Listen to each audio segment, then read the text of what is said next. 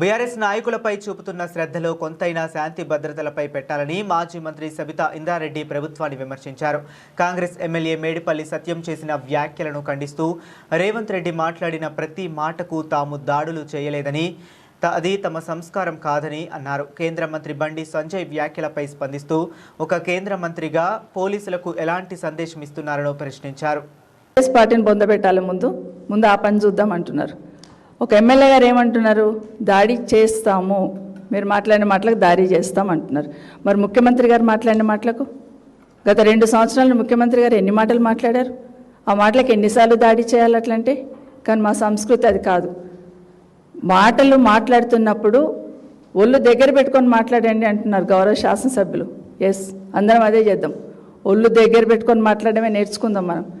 ఎందుకంటే ఈరోజు మాట్లాడుతూ ఉన్న సామాన్యుడికి ఏ చట్టం ఉంటుందో ఆయన కూడా అదే చట్టం ఉండాలి. ఎవరైతే కంప్లైంట్ ఇచ్చిండ్రో ఆ కంప్లైంట్ రిసీవ్ చేసుకోవాలి.